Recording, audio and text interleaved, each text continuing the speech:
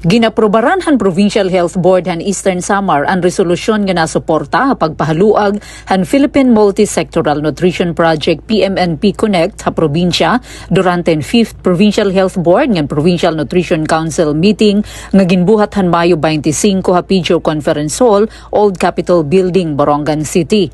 Ang PMNP Connect nga ginpapangunahan han Department of Health nga Department of Social Welfare and Development may katuyuanan nga mapakasig ang mga programa kontra malnutrisyon, pinagyan pagpahalapad han nutrition interventions, pagpariguan han primary health care services, ngan pagpariguan han lokal nga panginano han nutrisyon. Sumala resolusyon target han PMNP Phase 2 o PMNP Connect nga mapahaluag ang implementasyon tikang ha 275 ngadto 580 nga mga munisipalidad ha bugos nga nasod, lakip ang mga prioridad nga lugar sugad han Eastern Samar.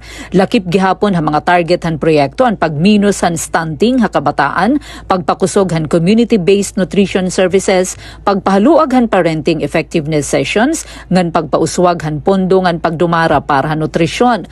Hailarom han resolusyon nagpasarig ang Provincial Health Board nga pakukusgon ang koordinasyon han probinsyal ngan munisipyo nga mga gobyerno agud masiguro ang mas epektibo nga paghatag han serbisyo panlawas, nutrisyon ngan social welfare ha Eastern Samar. Ang meeting gintambungan han iba-ibang ahensyan gobyerno, lakip ang DOH Provincial Field Office sa pangunguna ni Dr. Jean Marie Gargo, Provincial Health Officer Dr. Marian Isiderio, PhilHealth Local Health Insurance Office Borongan Chief Mrs. Josephine Mosquisa, Board Member Attorney Byron Suyot, Provincial Social Welfare and Development Office Representative Mrs. Doris Cahegas, mga health officer han LGUs, Chief of Hospital nga iba pa nga stakeholder NGOs ha sektor han panlawas nga nutrisyon.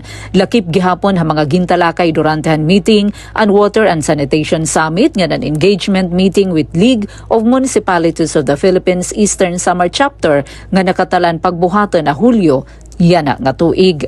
Para Bagong Pilipinas, Penelope Pumida, Radyo Pilipinas, Radyo Publiko, Borongan.